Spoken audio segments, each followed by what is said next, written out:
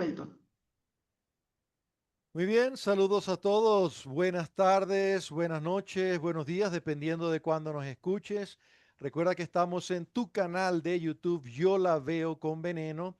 El día de hoy, especialmente con el compartir de la Sociedad Venezolana de Toxicología, con un especialísimo invitado, Eduardo Escarlato, quien es médico, especialista en toxicología, entre otras cosas, médico legista por la Universidad de Buenos Aires, jefe de servicio de toxicología también en el Hospital de Clínica José de San Martín, profesor adjunto y también profesor de toxicología, de medicina en la Universidad Católica Argentina, en la Universidad Favaloro, perito médico toxicológico y legista de oficio en la Justicia de la Nación Argentina y aparte autor del libro Venenos en el Arte. Es un gran honor para mí y para nosotros, Eduardo, tenerte de verdad en esta fase de nuestro canal, de nuestras presentaciones y con toda la experiencia, el conocimiento que tienes para compartirnos a través del trabajo que vienes desarrollando desde hace muchos años, que en lo personal y profesional respeto. No nos conocíamos, pero yo conocía tu trabajo. De verdad, muchas gracias por estar aquí. Adelante, Eduardo. No, el agradecido soy yo, realmente la posibilidad de poder compartir este espacio y de acercarme a través de la tecnología, a través de la pantalla, acercarme a ustedes y de alguna manera abrazarnos, ¿no? Y compartiendo estos espacios que son de gusto y de aprendizaje y que espero que quede algo en cada uno de nosotros, por lo menos la reflexión.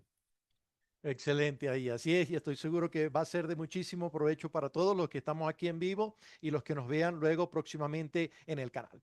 Les comento que el día de hoy vamos a estar viendo un trabajo que ya ha publicado el profesor que se titula así como vamos a ver en el video, Pócimas y venenos en la literatura infantil. Entonces vamos a hacer un videoforo prácticamente de todo lo que nos trae el profesor en este especial trabajo. Mi recomendación es que vayan anotando sus ideas, preguntas, comentarios al trabajo, al video, porque es lo que vamos a hacer posteriormente en el foro. Mientras tanto, seguimos escuchando y sin mayor dilación, si la profesora entonces nos coloca en play. Muchas gracias.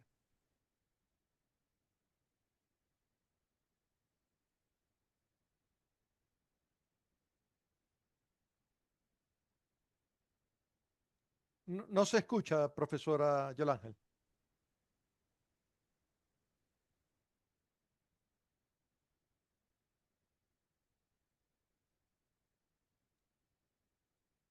Eso pasa, pero no sé por qué, porque aquí tengo audio, profe. Si por si acaso deje de compartir y vuelva a compartir con audio si puede. No se preocupe. Bueno, no, yo no me preocupo, profe. Dame un segundo.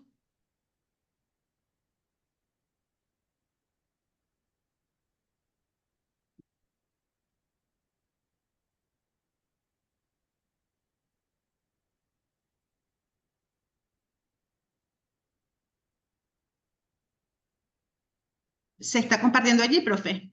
Sí, es correcto. Sí, avísame si tengo audio. Hola, hoy desde el Museo del Ahora Hospital sí. de Muchas gracias. Perfecto. quiero invitarlos a compartir y a reflexionar juntos acerca de cómo es que los venenos, las pócimas, los antídotos llegaron a estar presentes casi constantemente en la literatura infantil, en los cuentos infantiles.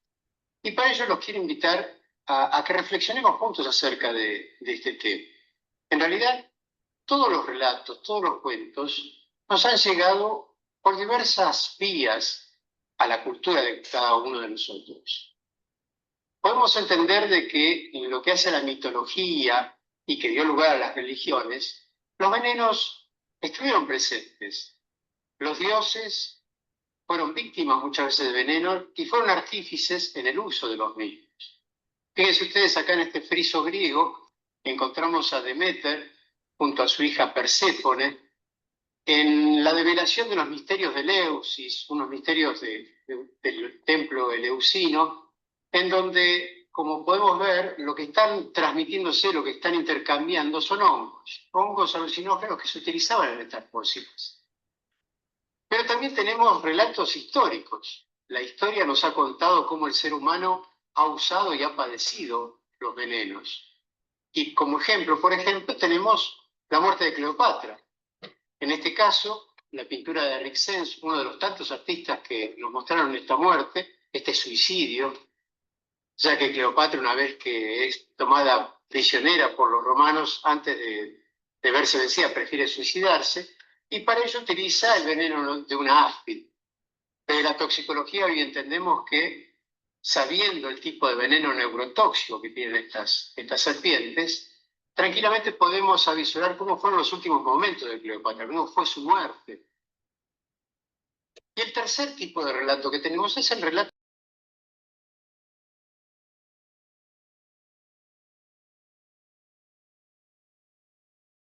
de distintos tipos de venenos o de animales ponzoñosos o de pócinos. Bueno, si a través de estos tres grandes grupos, la infancia, los niños han accedido a esta cultura del veneno. De hecho, fíjense ustedes que hasta no hace mucho tiempo, hasta hace poco más de un siglo, cuando todavía no existía el concepto de infancia y los chicos trabajaban y tenían un rol social importante, fundamentalmente en el trabajo, fíjense ustedes este grabado en el cual un niño asiste a su patrón, que es un vendedor de venenos para ratas, con lo cual hace de que este tipo de chicos ya tuvieran contacto no solo con el trabajo, sino con el trabajo de riesgo del tema de los venenos. Otro grabado inglés, fíjense ustedes qué interesante, una chica que va a una botica a comprar veneno para ratas, botica que está llena de productos peligrosos, como podemos ver en los anaqueles, hay tintura de opio, derivados del arsénico, y esto nos habla de cómo los venenos, desde la tierna infancia, convivían con los chicos. Y cuando empezamos a entender esta convivencia y vemos esta pintura, este grabado, ¿alguien duda de que lo que nos está ofreciendo la bruja, esta manzana, no está envenenada? No, todos lo tenemos y lo asumimos como natural. ¿Por qué? Porque culturalmente fuimos introduciéndonos en este mundo de los venenos y fuimos incorporando cultura al respecto de que ciertas pautas, ciertos personajes, como en este caso la bruja, están íntimamente relacionadas con los venenos. De hecho, si vamos a hacer un pequeño paréntesis, el mundo de las brujas hacía de que sus aquelarres estuvieran íntimamente relacionados con la confección de estos venenos, en donde fíjense ustedes que los artistas muchas veces tenían el fino tino de mostrarnos algún aspecto, como en este aquelarre, en donde la bruja, que no en vano estaba desnuda, porque después se untaba estas sustancias con principios psicoactivos, se encontraba, como les decía, no solo desnuda, sino también rodeada de pequeños hongos que crecían en este bosque, que hoy entendemos que son hongos alucinógenos, pero uno de los tantos ingredientes que tienen estos principios de las brujas. Dentro del mundo de las brujas, habían algunas que se diferenciaban por su tipo de trabajo. Estas eran las que creaban pócimas de amor. Y como su fin era loable de alguna manera, ir a tratar de conseguir que la persona amada sucumbiera ante el encanto de quien le ofreciera esta pócima, y su magia era buena, era la magia blanca, ya no eran brujas, eran hechiceras. Y estas hechiceras, confeccionando estas pócimas, les decía, tenían el poder de doblegar al individuo y enamorar a esta persona que no tenía un amor correspondido. Pero veamos en este cuadro de Evelyn Morgan un detalle que me parece interesante. Podemos ver a la hechicera confeccionando su pócima. Tras la ventana está la pareja enamorada, en este caso, y fíjense ustedes en la biblioteca de la hechicera, en la extrema derecha, abajo, uno de los libros que tiene como libro de consulta es el libro de Paracelsus, nuestro maestro Paracelso, que era conocedor de venenos, también era utilizado por estas hechiceras. Bueno, lo concreto es que todos hemos escuchado historias románticas, ¿no? Y cuentos acerca de la persona que a través de esta pócima de amor quedaba prendada del ser amado. Lo concreto es que, por otro lado, tenemos que entender de que si hoy lo miramos con una mirada un poco más moderna, casi hasta con conceptos médico-legales, esto de doblegar la voluntad de un individuo para que conseguir el amor que no existía, no es más de lo que hoy llamamos la sumisión química. De hecho, fíjense ustedes este grabado, pasando a otro continente, en donde en una época en la que la iglesia entraba a dominar la religión a sangre y espada, en la cultura americana encontramos un templo en donde una diosa es deificada y las flores que ornamentan este templo, fíjense ustedes que no son cualquier flor, es una flor que hoy podemos tipificar, podemos individualizar, como es la brumancia, el floripondio o la burundanga, en la cual tenemos, a diferencia o similarmente como tenían estas hechiceras, la capacidad de que hoy se lo utilice en infusiones, fumada o de otras maneras, para también doblegar la voluntad del individuo, muchas veces o generalmente para actividades delictivas, como puede ser el robo o la violación. Y en este caso es de donde nace el concepto de sumisión química, que fíjense ustedes cómo con el tiempo las condiciones son las mismas, tal vez las drogas sean las mismas, pero las consecuencias y la visión legal o social es totalmente distinta. Y como estamos hablando de pócimas, el ser humano, sea a través de las hechiceras, de las brujas o de los pseudocientíficos, han usado, vendido y usufructuado de las pócimas, de estas sustancias mágicas que generalmente conseguían efectos especiales en el ser humano. Y acá comienzo a introducir otro de las herramientas con las que ha contado el ser humano para contar cuentos, que son los dibujos animados. Ya nuestros abuelos, viendo algunos dibujos animados, también tenían algún contacto con pócimas y venenos. En este caso los invito a ver un pequeño pasaje de Betty Boop, un personaje emblemático, y que en este caso vendía una pócima casi mágica, tal cual como hoy muchos vendedores también venden medicamentos mágicos. Vamos a ver este pasaje.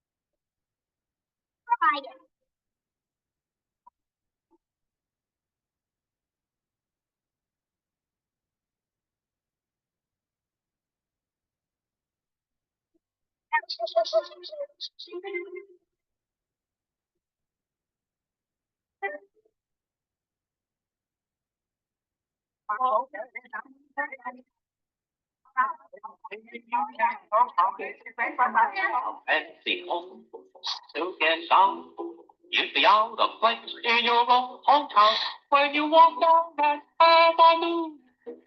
I just can't believe that it's you. Bueno, y es que así que llegamos a la idea de tratar de contar algunos cuentos y ver cómo han sido estos pasajes.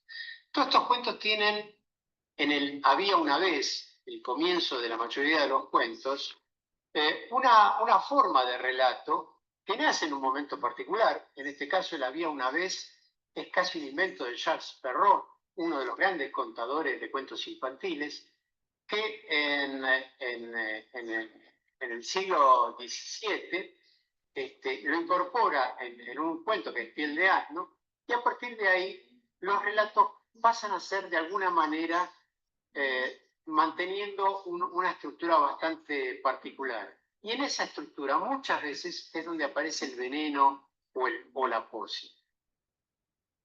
Por ejemplo, Blancanieves. Bueno, todos conocemos y todos nos han contado el cuento de Blancanieves. Y todos hemos contado el cuento de Blancanieves.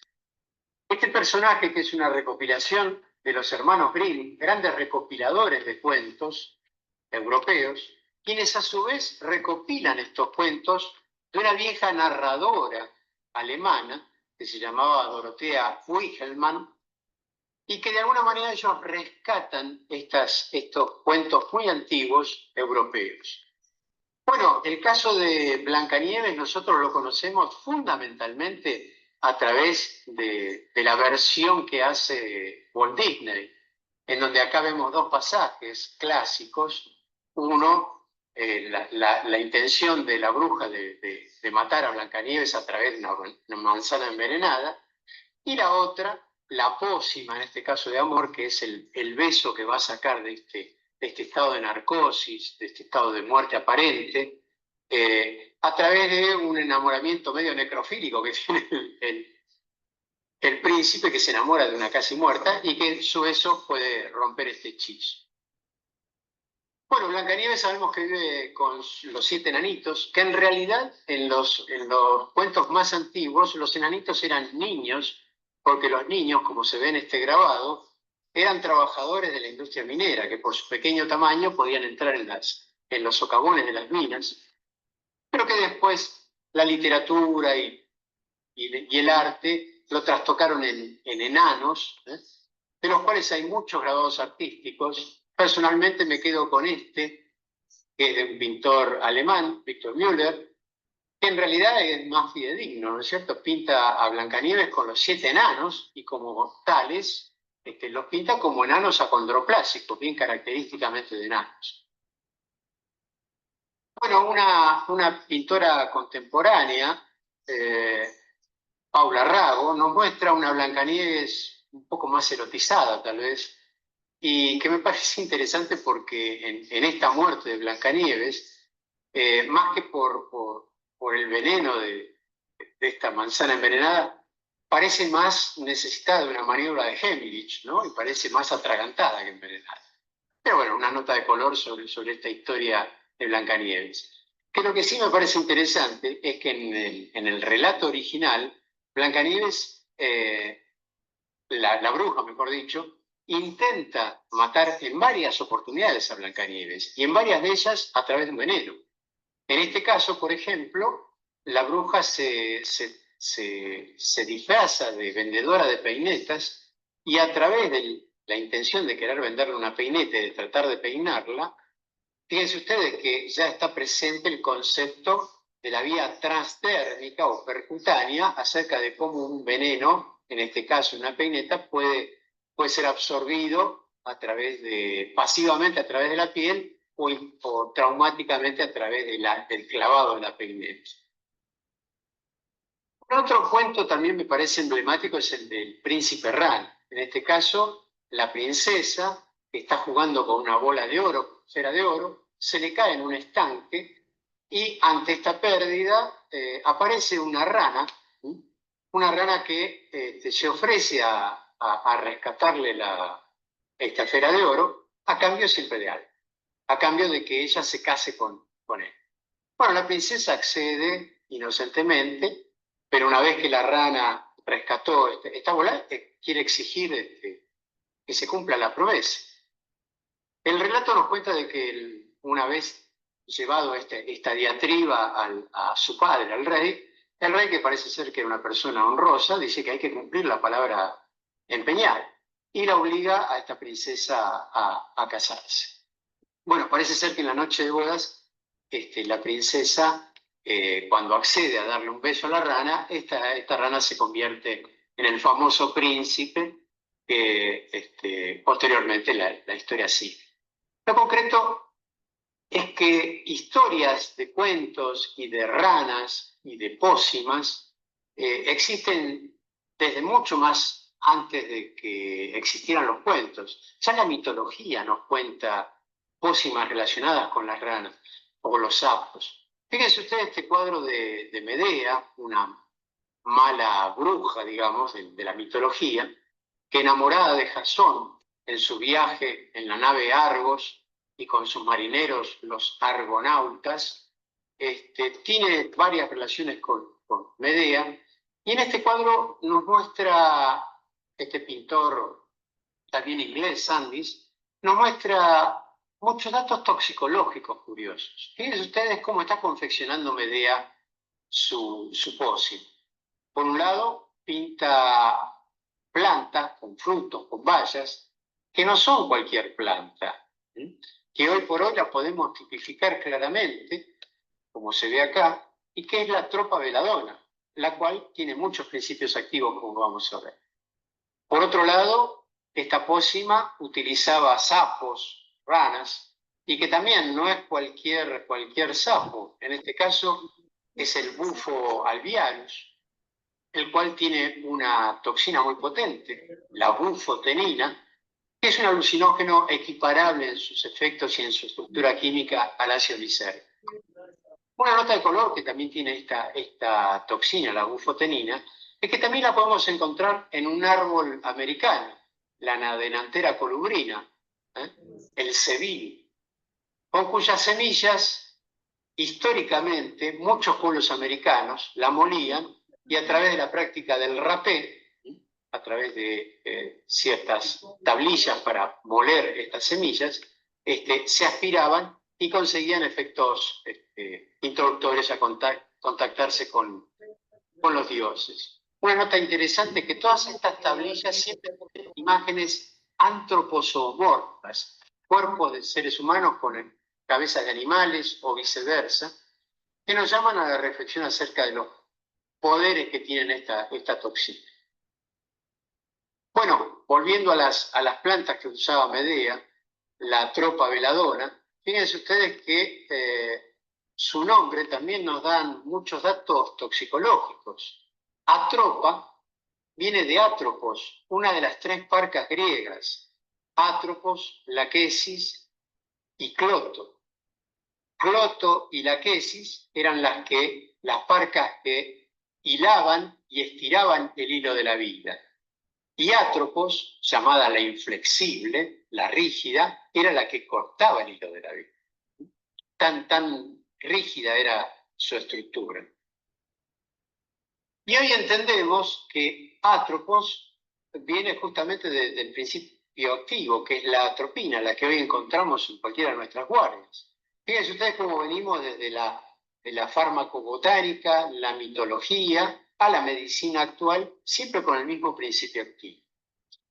Y Atropa veladona tiene un segundo nombre, según la clasificación de Linneo. Veladona, bella mujer, bella dama, y esto viene a colación de que estos zumos de esta planta eran utilizados con una función cosmética, porque hoy sabemos que el consumo de estas sustancias anticolinérgicas producían dos características fundamentales. Una, la rubefacción, y otra, la midriasis, la dilatación de las pupilas. 2 condiciones que eran condiciones de belleza para el concepto de la época y que las mujeres utilizaban como cosmético justamente para embellecerse. Por eso el nombre de Atropa veladona.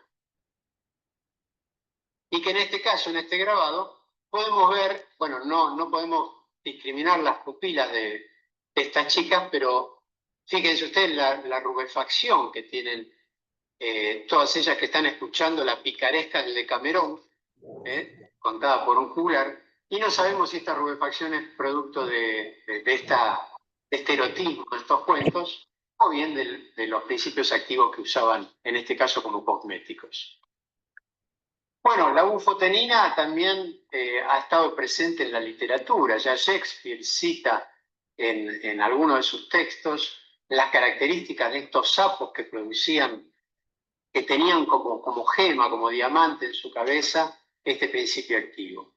Y esto es lo que tal vez nos explique en muchos cuentos infantiles, para volver de nuevo a la literatura infantil, cómo es que la princesa que muchas veces besa al sapo, termina convirtiéndose en un príncipe atractivo. Y esto trasladado al presente, también a través de un dibujo animado, en este caso de Los Simpson, nos muestra esto. Fíjense ustedes. Ah, nada. Ah, este sí resultó. Sí. ¿Homero? ¿Homero? ¿Qué cara? Hola, Homero. Hola. ¿Me escuchas? ¿Hay alguien ahí? ¡Marge! ¿Papá? ¿Sí, Bart? Solo quería decirte que me siento orgullosa de que muestres interés por la humanidad. ¿En serio? ¿Estás orgullosa de mí? Oh, sí. En toda la ciudad creen que eres un gran humanitario. Ned Flanders está verde de envidia. Ah, sí. Bueno, si me disculpan, debo untar algo de civilización como mantequilla al panecillo que son estas personas con todo y sus dobleces y hendiduras. Papá, ¿estás lamiendo sapos? No, no estoy comiendo sapos. Bueno, ya es hora de ir a trabajar. El humanitario Homero Simpson. ¡Cambio y fuera!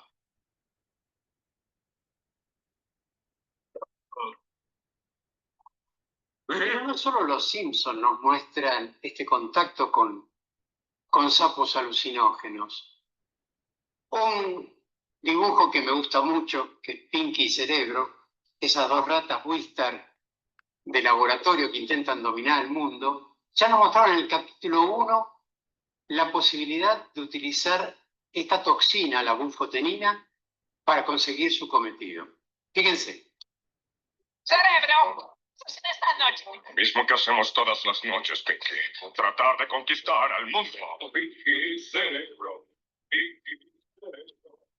No es tu genio. El otro no está igual. Pinky, recibiremos la ayuda de cientos y cientos de humanos. ¿Qué habían de ayudar? Porque van a ser hipnotizados por las secreciones de una extraña rana peruana. Mírala.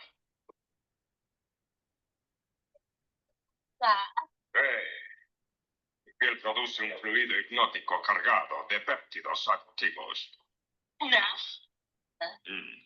Después de recoger los fluidos de la rana, tendremos que diseñar un plan para que miles de personas lo ingieran y queden hipnotizadas. ¿Te parece una panqueca gigante con confitura de rana? Por favor, Pinky, yo. Sí. Mezclaremos los fluidos con confitura y haremos una panqueca con confitura de rana. Ven, Pinky, prueba esas panquecas. Eso es poco probable. Además, para fortalecer su poder, le agregué otro ingrediente. La carne de un extraño cangrejo de aguas profundas. Ahora come y trata de descubrir el sabor de los ingredientes hipnóticos. Oh, es muy extraño. Ay.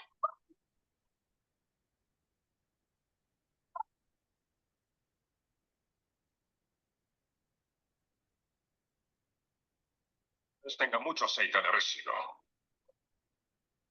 Y si vamos a ir un poco más atrás en el tiempo, en los dibujos animados, también tenemos a la Pantera Rosa, que nos mostraba en algunos de sus dibujos el mundo alucinógeno en el cual uno puede vivir, no explícitamente a través de las drogas, pero sí como el mundo de la alucinosis puede estar presente en la infancia.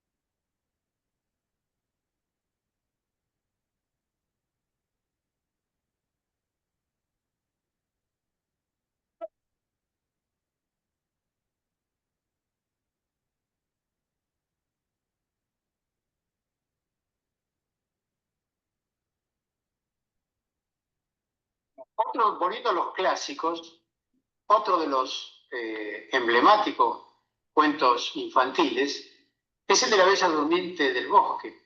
En este caso, también la princesa, por un conjuro de una bruja que se siente excluida de otras brujas que son invitadas a una fiesta, a través de una pócima hace un conjuro que la confina a dormir eternamente, a ella y a todo el pueblo, hasta tanto aparezca el famoso príncipe que pueda romper este sortilegio. También muchos cuadros, muchos artistas han pintado esta situación, pero fíjense ustedes, esta imagen de un cuadro de Burne Jones, qué parecido a esto. Situación que por la época era la misma, se daba en los fumaderos de opio. Gente adormecida, un estado de adormecimiento producto en este caso de las drogas. Pero volviendo a este cuento, fíjense ustedes este pasaje. Aquí encontramos, a través de esta pintura, un grupo de caballeros que intenta rescatar a esta princesa, los cuales caen todos unidos en el sopor, en el sueño, y oh casualidad, están atravesando un campo donde se encuentran amapolas. Las amapolas que vamos a ver en otros cuentos también están relacionados con el sueño, obviamente, a través del papá somnífero. Bueno, al final la princesa rescatada por el príncipe que logra romper este sortilegio y la historia sigue. Otro de los principales componentes de muchos cuentos infantiles son las alfombras voladoras. La alfombra voladora, que está presente en cuentos de Medio Oriente y en cuentos de Oriente a través de, por ejemplo, en Rusia, la bruja Baba Yaga, que es una bruja emblemática también, que utiliza muchos venenos, muchas pócimas, y que viaja en estas alfombras voladoras, nos remiten al mundo fundamentalmente del Medio Oriente, en donde la industria de la alfombra era una industria muy pujante, muy importante, pero que de alguna manera se relacionó con que estas alfombras podían volar. Bueno, recabando un poquito de datos en lo que hace a esta industria y al teñido de estas industrias, una de las tinturas naturales que se utilizaban históricamente para teñir las alfombras eran aquellas tinturas en las que se utilizaba una planta, el Peganum armala, cuyas semillas sirven de tinción. Pero aquí una cosa pintoresca.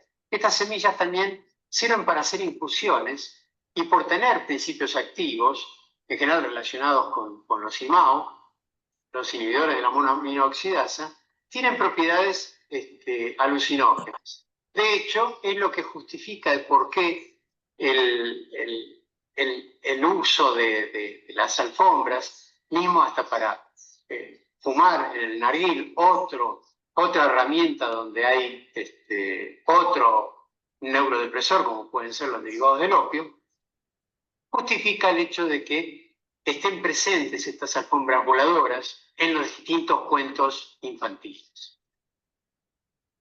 Ya en los cuentos más cercanos, y que no hablan tanto de sustancias alucinógenas, sino de venenos propiamente dichos, tenemos como ejemplo el de las 1001 noches.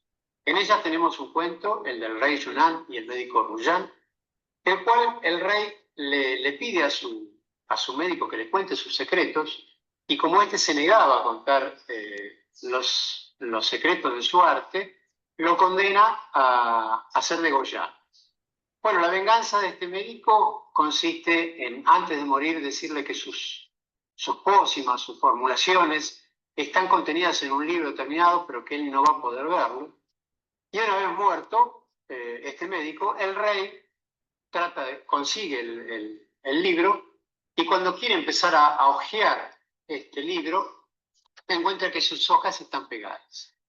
Este relato fue el que sirvió de basamento para El nombre del arroz, una película más moderna, dado que el rey, cuando quería pasar las hojas, como estaban pegadas, lamía su dedo y de esta manera pasaba las hojas. Lo que no sabía es que este médico había tomado el recaudo de poner veneno en estas hojas, y el hecho de estar lamiendo y pasando las hojas hizo de que el médico pudiera vengarse con la muerte del rey. Bueno, y así entre cuentos y cuentos llegamos a cuentos más cercanos, como el de Alicia en el País de las Maravillas. Alicia tiene mucho veneno, mucha toxicología en sus cuentos. De hecho, tenemos a un personaje que es el sombrerero loco. Y algunos, ya muchos de ustedes sabrán, pero para aquellos que no saben, el nombre del sombrerero loco proviene de un concepto de la industria del sombrero del siglo XIX en Inglaterra, en la que la industria del sombrero era una industria muy pujante y los trabajadores del sombrero utilizaban en su proceso industrial vapores de mercurio. El sombrero de piel de conejo era tratado en diversos momentos con vapores de mercurio y esto hacía que los trabajadores se estuvieran expuestos a estos vapores. Lo concreto es que está la descripción de que en su momento, en la industria del sombrero, muchos de estos trabajadores terminaban con cuadros psicóticos, con cuadros de locura. Y esto dio lugar a un slang de inglés, que así como nosotros en castellano decimos que una persona está loco como una cabra, yo honestamente nunca supe diferenciar las cabras locas de las cabras cuerdas, pero el término existe en el argot castellano, loco como una cabra. Bueno, en inglés el argot es mad as a hatter, loco como un sombrerero. Y este mad as a hatter nos habla de cómo este concepto de enfermedad, lo que hoy entendemos como una enfermedad laboral, era muy frecuente, a punto tal que dio lugar a este dicho inglés. Bueno, Alicia transita a través de su cuento con muchos venenos. En este caso, fíjense ustedes, esta es una ilustración de la primera edición de Alicia en el País de las Maravillas, cuando Alicia se encuentra con la oruga, que característicamente está fumando un narguil, lo cual nos habla del concepto narcótico del opio, y de hecho esta oruga estaba sentada arriba de un hongo, no cualquier hongo. Hoy sabemos que es el psilocibes cubensis, es un importante alucinógeno, y que fíjense ustedes, en este grabado, el bosque en el cual se encuentra Alicia, hay unas flores, que tampoco son cualquier flor, es el beleño, es el Diosciamus niger, el cual es otro potente alucinógeno. Fíjense ustedes en un solo grabado cómo hay 3 sustancias potentemente alucinógenas, las cuales justifican en estos cuentos cómo Alicia puede crecer y entrar en un mundo microscópico o hacerse chiquita y entrar en un mundo de gigantes para ella. Lo que nos hablan de esta alteración en la senso-percepción producto del consumo de estas sustancias alucinógenas. Otro de los grandes personajes en los cuentos infantiles son las hadas. De hecho, aquí encontramos el hada verde, que nos habla de, ya para los adultos, la concepción romántica que había en la Belle Époque de lo que era este hada verde que se presentaba frente al consumo del Pernod, del ajenjo, y que, bueno, nos puede dar lugar a otro tipo de charlas. Lo concreto es que sabemos que muchos cuentos nos sitúan en bosques donde los personajes que habitan estos bosques son pequeños seres, muchas veces alados. De hecho, conviven con ciertas plantas, como esta que vemos acá, la Hipomoea alba, que es característicamente una planta cuyas semillas pueden producir cuadros alucinógenos. Otra nota de color en este cuadro en particular, más allá de la Hipomoea alba, fíjense ustedes también en este bosque existe la digitalis purpúrea, de la cual se sacaban estos lanatócidos, y de lo cual también podemos hablar de intoxicación digitálica en lo que hace a la farmacopea de la época. Pero volvamos a la campanita, a esta Morning Glory que muchos artistas representaron, y que si bien fue pintada por muchos artistas, hubo uno en particular, que fue Ansted Fitzgerald, el que se caracterizó en su obra de pintar a todos estos seres míticos que habitan los bosques, como ser las hadas, los elfos, y que característicamente siempre los pintaba en presencia de estas pequeñas plantas, de estas pequeñas flores, la epumoea. Otro artista también que pintó situaciones o escenarios similares y que representó muchos cuadros infantiles, de cuentos infantiles, fue Richard Dad. Richard Dad, su obra la hizo internado en un psiquiátrico, porque este artista, que ya venía pintando seres como ser habitantes de estos bosques y en presencia siempre de estas plantas, le decía que estuvo internado, la mayor parte de su obra la hizo internado en un psiquiátrico, porque en un momento comenzó a escuchar voces hasta que una de estas voces le dijo que debía matar a hachazos a su padre, cosa que consiguió, y a partir de ahí estuvo internado. Bueno, fíjense ustedes, pasamos de cultura, pasamos de continente y llegamos al continente americano, donde ciertas culturas hablaban de esta misma planta, de la campanita, pero como un dios, el Oloriuki, el cual esta planta ruderal, que la podemos encontrar en múltiples escenarios, fue utilizada por los chamanes americanos para poder acercarse a los dioses y de esta manera generar su medicina propiciatoria. Hoy encontramos estas campanitas en muchos lugares, ruderalmente, y que podemos encontrarla también en muchos grabados de esta cultura americana que eran seleccionadas para esta práctica, como les decía, chamánica. Bueno, seguimos avanzando en los cuentos y nos encontramos con la Sirenita, como ejemplo de también otras brujas, personajes que a través de sus pócimas o sus conjuros logran transmutar al individuo, logran mutarlo, producir mutaciones, y en este caso, como el de la Sirenita, lograr que este personaje consiguiera, a través de una mutación, poder tener sus piernas.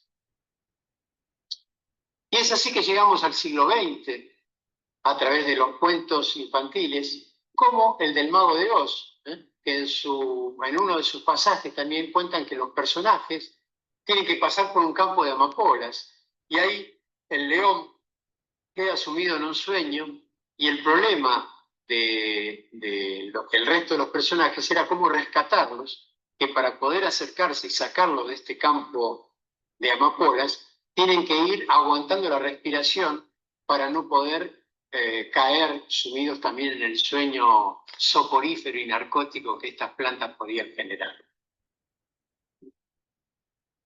Y llegamos a cuentos como los pitufos. Todos sabemos que los pitufos, papá pitufo producía pócimas que hacían de que estos pitufos que vivían en sus casitas de hongos, todos sabemos que estas eran las casas de los pitufos, y que obviamente no era cualquier hongo, era este hongo, la Amanita muscaria. La Amanita muscaria, que da para charlar largo y tendido, dado que este hongo fue conocido y venerado por todas las culturas, todos los tiempos y todos los continentes. Todos encontraron en estos hongos, o en el consumo de estos hongos, una forma de contactarse con los dioses. De hecho, fíjense ustedes qué interesante. Esta pintura rupestre que se encuentra en una cueva de África, que tiene 20.000 años de antigüedad, nos muestra a estas mujeres hongos, mujeres con cabeza de cuerpo de hongos, que también no es cualquier hongo, sino es la Amanita muscaria, y que ya nos habla de que su consumo en forma ritual ya en la antigüedad se hacía presente. Bueno, la Amanita muscaria, especialmente en América, ha sido conocida, deificada y mostrada artísticamente a través de muchas obras. Yo les dejo una obra en particular que me parece muy interesante, que es la de Wasson, que habla del soma, el hongo de la inmortalidad, y que hace un raconto histórico de este hongo a través de las distintas culturas, que me parece muy interesante. Y siguiendo con los cuentos más modernos, nos encontramos con un personaje galo, como es Asterix. Asterix tiene la capacidad de tener una fuerza desmedida, gracias a una pócima. Volvemos a las pócimas, en este caso confeccionada por el druida de la tribu, el que le confería esta propiedad. Y acá me quiero detener un segundo para ir más a la toxicología contemporánea, porque esto de las pócimas que dan energías, tal vez lo podemos ver en el día de hoy reflejado en esto. Las bebidas energizantes, o mal llamadas energizantes, porque en realidad no dan energía, son bebidas estimulantes, que encima son promocionadas a través de personajes infantiles como esto, nos lleva a ser más permisivos socialmente con este consumo y por otro lado a ver estas cosas. Ver chicos que desde la tierna edad ya consumen bebidas estimulantes como una forma de tener más fuerza o estar más despiertos. De hecho, tenemos algún antecedente, como la de Popeye. También un personaje que encontraba una fuerza de medida a través de una pócima, convengamos que un poco más benévola, como podía ser la espinaca.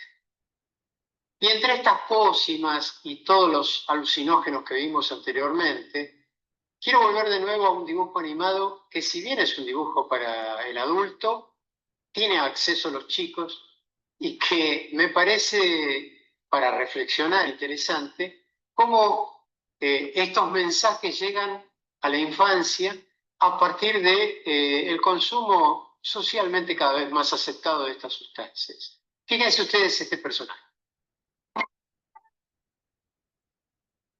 No more oppression. We, as American adults with free will, have the right to use marijuana if we choose to. Enough government profiteering under the guise of morality. Enough with this phony war on drugs. You know, you're going about this all wrong, Brian. If you want to win people over, you can't just drone on like Ben Stein. You've got to have a little more showmanship. Here, watch.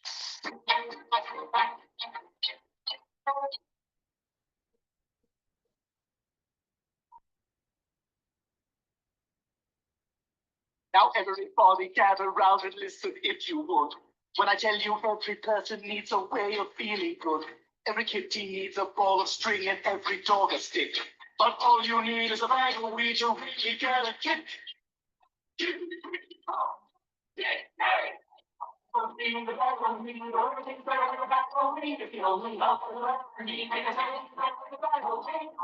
you go, you're all getting it now. When Texas people want yogurt, they go assault a queer. And stupid people need a thrill. They wrench the Rocketeer. And Michael Jackson needs a brush. He humps a guy like me. And all we need is a bag of weed to keep us worry free. But we need a bag of weed and we're going to bag of weed. You know, keep up and you're looking sweet because we're Have a go, Brian. As Mr. H.L. Mencken said, the common man's a fool. And just like Helen Keller said, to give people food. But try and use your heads and don't buy into all the fear. All we need is a bag of weed to make us want to cheer. We need a bag of weed and we're going to try and fight for their own weed.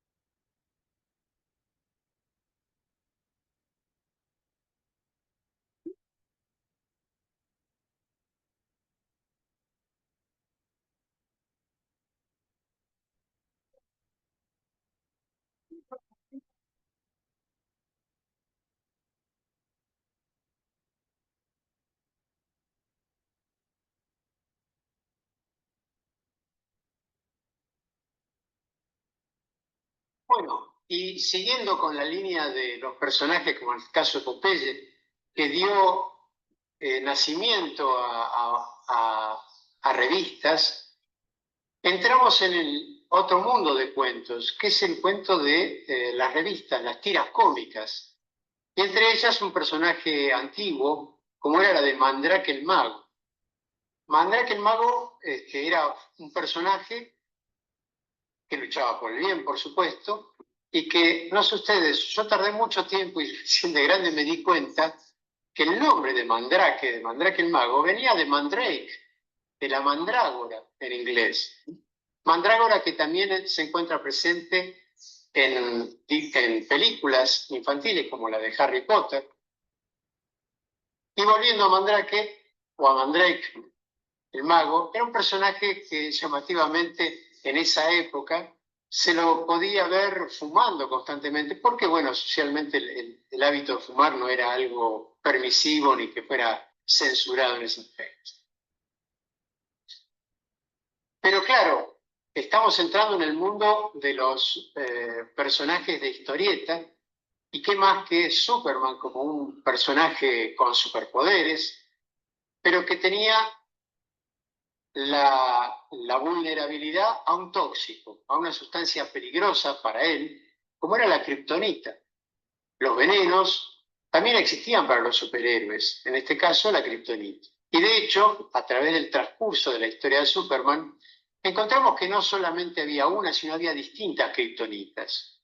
Una, la kriptonita verde, la característica que todos conocimos, que le quitaba los poderes, ¿sí?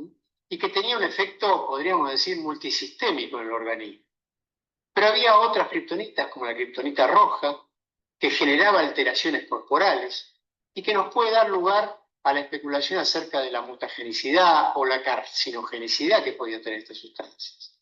Por otro lado estaba la kriptonita negra, que traía trastornos en la esfera psíquica, ¿sí?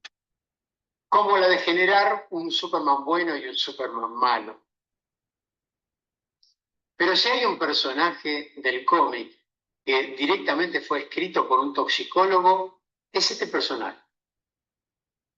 La industria de Marvel, la industria de los cómics, tenía un superhéroe que era el Hombre Antorcha. Pero este Hombre Antorcha, en la década de los 60, se enfrenta a un personaje maligno, que era ¿quién? Este personaje, Asbestos Man. Asbestos Man era un científico que se dedicó al mal y quería robar bancos, pero este hombre antorcha se lo impedía. Entonces, gracias al conocimiento de su ciencia, genera un traje que lo preserva del fuego de hombre antorcha, un traje hecho a base de asbesto. Y en esta década donde el asbesto era muy utilizado industrialmente, fíjense ustedes, nace un personaje infantil que era asbesto. Por supuesto, tanto los héroes como los villanos necesitaban una partener femenina, con lo cual en algún momento apareció Asbestos Woman, que era también otra delincuente que se vestía con un traje de asbesto para cometer sus fechorías.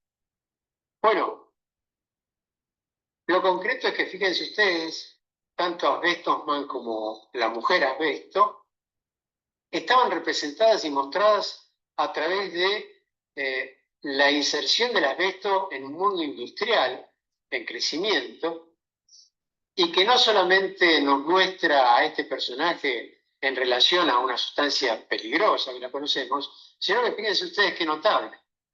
Habiendo sido vencido por el Hombre Antorcha, Asbestos Man es metido preso. Y mientras está preso desarrolla un cáncer de pulmón. Así es como nos cuenta la historieta. Pero este hombre logra escaparse y sigue cometiendo tropelías y robos. Y fíjense ustedes que notable, se lo presenta munido de un carrito transportando un tubo de oxígeno por esta patología que tenía. Bueno, En definitiva, nuevamente es apresado y este personaje, este villano, termina muriendo mientras está preso, y el diagnóstico que nos cuenta la historieta es que muere por un mesotelioma de plebe. Fíjense ustedes el asesoramiento o la realidad que se estaba viviendo en ese momento en el que se empezaba a tener conciencia de los efectos perjudiciales que tiene el asbesto en la salud de la sociedad.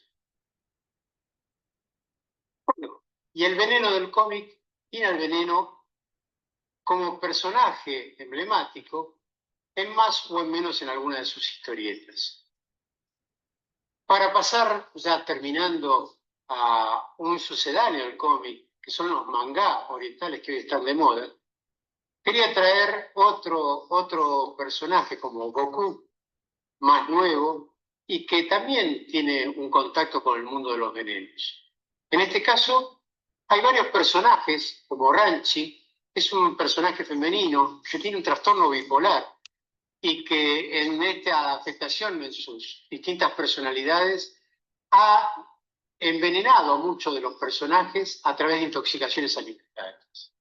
Otro personaje como Krilin de esta serie tuvo episodios de intoxicación alimentaria, en este caso puntualmente con pez globo o el fugu, la tetradotoxina tan temida en Oriente, a través de este plato tradicional japonés. Otros personajes, como Frost, el aguijón emponzoñado, tiene la característica primero de ser un personaje maléfico, ponzoñoso, y que a su vez potencia su aguijón inyectándole veneno, poniéndole ciertos venenos. Otros personajes como Akami, que es como una especie de pececito, que tiene una característica ambigua. Por un lado, su carne es venenosa, pero por otro lado también sirve como antídoto para otros envenenamientos.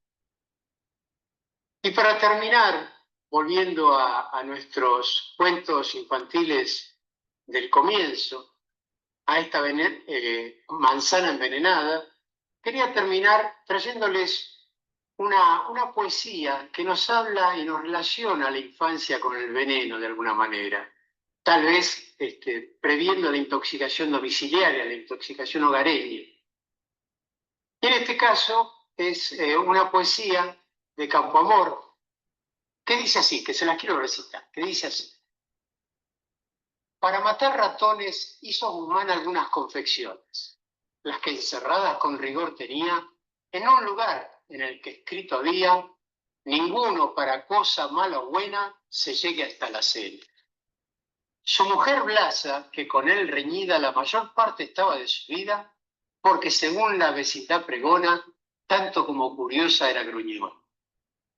Presumió que su esposo allí encerraba el tósigo fatal con que trataba de castigar su eterna impertinencia, señal que le argüía la conciencia. Y buscando las viles confecciones, encontró el Solimán. ¡Qué imprecaciones! Un veneno, frenética decía, un veneno, repetía. Y con verle, tocarle, aún no contenta, llega, lo huele, pruébalo y revienta. ¿Y cuál es la moraleja de esta poesía? Nos dice: si lo ven por acaso, atad a los curiosos corto el freno, o apurarán el vaso, aunque escribáis sobre él, aquí hay veneno. Bueno, me parece una poesía muy linda, muy romántica, y que de alguna manera nos habla de cómo tenemos a veces la falsa concepción de seguridad o de riesgo de los venenos en nuestro hogar y del alcance o de la cercanía que tienen nuestros niños, nuestro bien más pesado. Y para terminar, podemos resumir que los venenos y sus antídotos han generado y han incentivado la imaginación en toda época y en todo lugar. Y que desde la realidad en la que nosotros nos manejamos, ha generado en la ficción, tanto de la literatura como de las religiones y de los dioses, y que nosotros como toxicólogos que tenemos que velar por la salud de nuestros pacientes, somos los que de alguna manera debemos velar también para que estos venenos queden solamente en los cuentos y no en los accidentes que tenemos que atender. Bueno, espero que no haya sido esto demasiado. Les agradezco su atención y nos vemos. Hasta la próxima. Excelente, excelente, Eduardo. Bueno, yo creo que todos nos hemos dado una gustazo, un bidón, como decimos en mi tierra, con tremenda presentación. Adelante.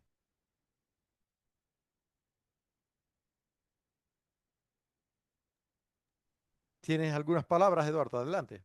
Bueno, gracias a ustedes por la atención y el estar presentes, más un día domingo.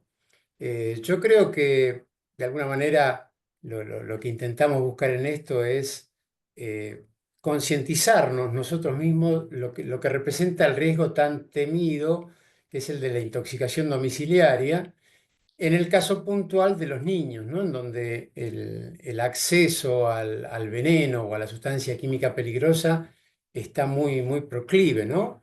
En nuestros propios hogares, porque uno tampoco a veces es consciente constantemente.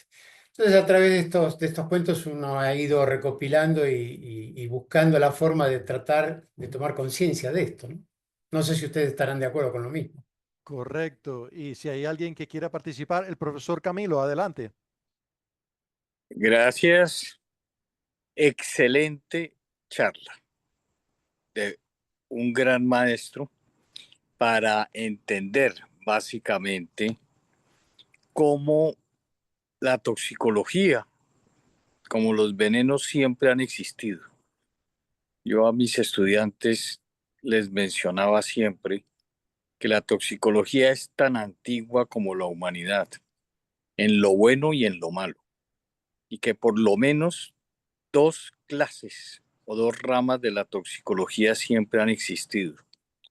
La clínica, pero que antiguamente era normalmente un noble o algún miembro de la corte y que tenía un título no propiamente benévolo, envenenador del reino.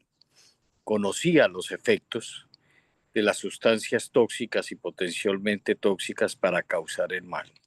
Y un toxicólogo analítico o químico toxicólogo que generalmente no le iba muy bien y normalmente no era de la nobleza, era un esclavo y tenía un cargo supremamente aburrido, que era el probador del reino, era quien tenía que probar los alimentos o bebidas que iban a ser ingeridas por los nobles. Si fallecía, obviamente se hacía el diagnóstico.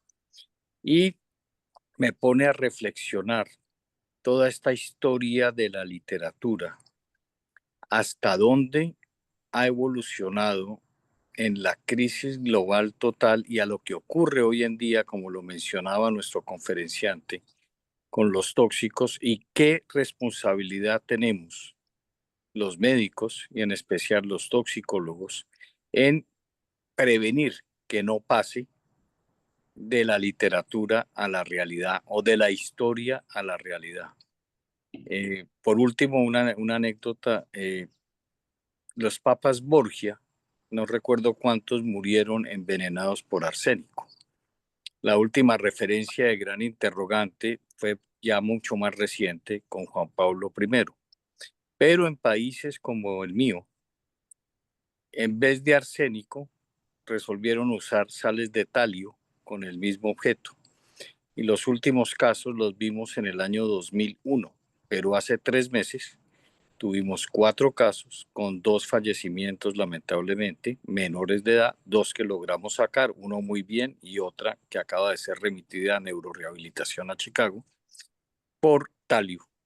Entonces, este tipo de situaciones, como las referencias ocupacionales del sombrerero loco en los sombreros de fieltro, que mencionaba el profesor en su exposición, sigue siendo uno de los grandes dolores de cabeza laborales a nivel mundial y no solo de riesgo laboral, sino para la población en general. Entonces creo que estuvo muy bienvenida esta charla y sobre todo pensando en cómo actuar y cómo ayudar a enseñar que es la ficción, pero que la ficción no puede siempre convertirse en realidad. Gracias.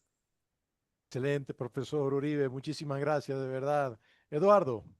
Sí, no, más que agradecido por las palabras de Camilo, que es un gran maestro, pero no solamente agradecido, sino que concuerdo totalmente con sus comentarios. Y yo creo que un poco como dejaba traslucir Camilo, el profesor Uribe, el concepto del veneno acompaña al ser humano desde los albores de la humanidad. Yo creo que desde el momento de la época de la caverna, el hombre primitivo empezó a entender que había sustancias que eran peligrosas y otras que eran inocuas, ¿no? Y de alguna manera la llamó con algún término que lo relaciona con el veneno. Y este concepto de veneno y no veneno acompañó al ser humano durante miles y decenas de miles de años. Recién cuando llega Paracelso, no hace tanto tiempo, hace 400 años, 500 años, es cuando Paracelso con su frase histórica da nacimiento a la toxicología moderna, ¿no? Que no es que hayan sustancias que son venenos, sino que cualquier sustancia, dependiendo de la dosis, puede ser un veneno. Y ese concepto de la dosis hacia el veneno, no solamente la tenemos que nosotros volcar hacia la sociedad tratando de aleccionar a la sociedad acerca de este riesgo, sino que mismo nosotros mismos cada tanto tenemos que reflexionar al respecto para tener presente estos conceptos, ¿no? Que todavía hoy con algunos matices, pero siguen estando vigentes.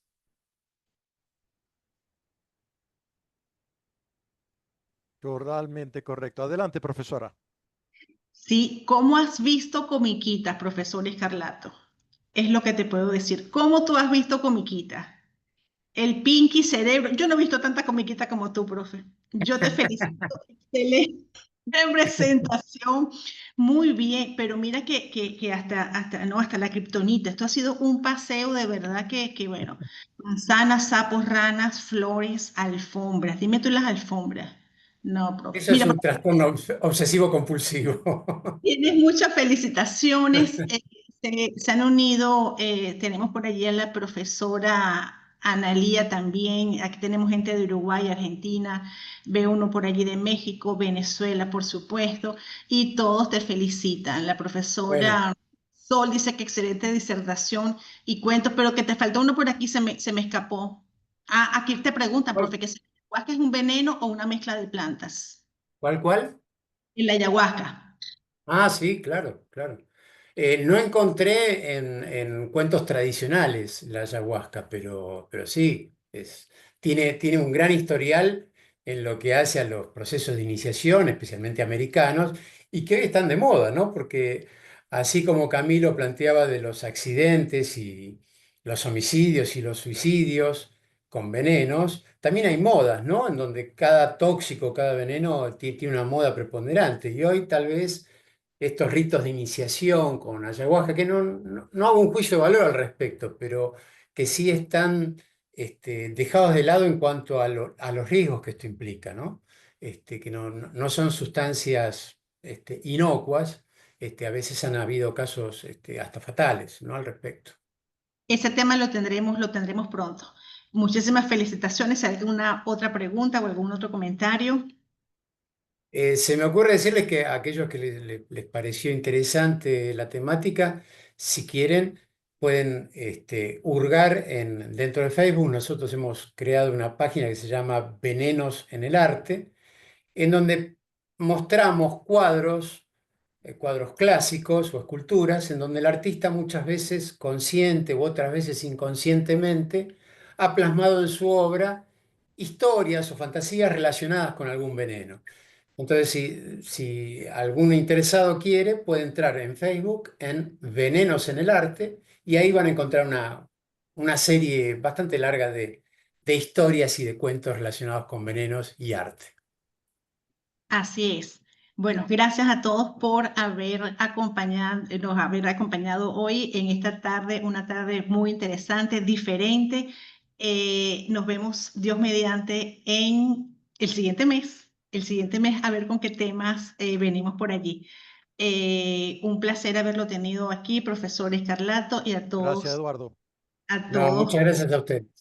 y a todos los que nos acompañaron. El video queda grabado luego, lo colgamos en tu canal de YouTube, Yo la veo con veneno. Allí pueden volver a disfrutarlo y a compartirlo porque realmente es una clase magistral. Y Un hay que gusto. volver a verlo, así es, para seguir aprendiendo. Fuerte abrazo. Un abrazo grande para todos. Gracias, hasta luego. Hasta luego. Gracias.